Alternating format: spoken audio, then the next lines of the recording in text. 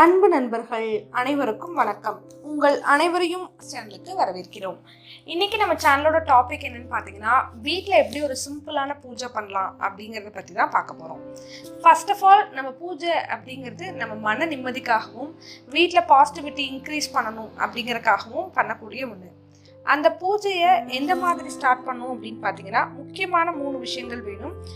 First ஸ்டார்டிங்கில் நமக்கு மஞ்சள் பிள்ளையார், அதாவது மஞ்சளினால் பிடிக்கப்பட்ட பிள்ளையார் நம்ம வச்சுருக்கணும், வெத்தலை பாக்கு வச்சுருக்கணும், எலுமிச்சம்பழம் வச்சுருக்கணும். இது போக நம்ம வீட்டில் இருக்க சாமி படங்களுக்கு பொட்டு வச்சு பூ வச்சுருப்போம். நம்ம விளக்கு எப்பவும் போல் ஏற்றிருப்போம். தீப தூப ஆராதனைகள் நம்ம எப்பவும் போல காமிப்போம்.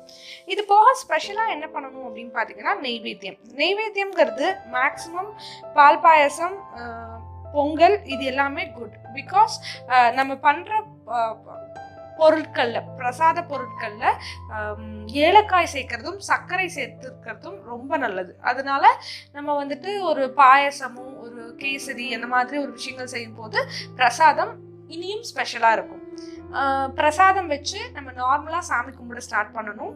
ஸ்டார்ட் பண்ணுறதுக்கு முன்னாடி தனியாக ஒரு கற்பூரம், ஊதுபத்தி, நம்ம பிடிச்சி வச்சிருக்க மஞ்சள் பிள்ளையாருக்கு காமிச்சிட்டு தனி நெய்வேத்தியம், அதாவது ஒரு கல்கண்டு ஆறு அவுள் அந்த மாதிரி ஒரு ஸ்பெஷல் நெய்வேத்தியம் விநாயகருக்கு வச்சு கும்பிட்டுட்டு அதுக்கப்புறம் நம்ம மெயின் பூஜை ஸ்டார்ட் பண்ணணும்.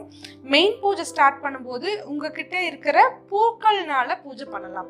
அதாவது நீங்கள் எதை டிபெண்ட் பண்ணி பூஜை பண்ணுறீங்க அப்படிங்கிறது இருக்குது. ஃபார் எக்ஸாம்பிள், நான் வேலுக்கு பூஜை பண்ணுறேன் அப்படின்னா நான் 108 வேல் போற்றி படிப்பேன். இதே ஒரு அம்மனுக்கு பண்ணுறோன்னா அம்மன் போற்றி படிக்கலாம். இல்லை ஒரு லக்ஷ்மிக்கு பண்ணுறோம் அப்படின்னா லக்ஷ்மி போற்றி படிக்கலாம். நீங்கள் எந்த சாமியை மெயினாக வச்சு நீங்கள் பூஜை பண்ணுறீங்களோ அதுக்கு உகந்த போற்றிகள் 108 போற்றி படிக்கிறது மிகவும் சிறப்பு. அப்படி உங்களுக்கு படிக்க தெரியல அப்படின்னாலும் யூடியூப்ல இப்போ எல்லாம் அவைலபிளாக இருக்குது போட்ரிஸ். அதை போட்டு விட்டுட்டாவது நமக்கு பூவினால அர்ச்சனை பண்ணலாம். ஃபைனலாக அர்ச்சனையெல்லாம் பண்ணி முடிச்சதுக்கு அப்புறம் தான் பிரசாதம் படைக்கணும். பிரசாதம் படைச்சு தீப தூப ஆராதனைகள் காமிச்சு நம்ம வழிபட்டு விழுந்து நமஸ்காரம் பண்ணணும். இதுதான் ஒரு பேசிக் ஒரு பூஜையோட ப்ரொசீஜர். இந்த பூஜை பண்ணிட்டு வந்தால் வீட்டில் எப்பயும் பாசிட்டிவிட்டி இன்க்ரீஸாகவே இருக்கும்.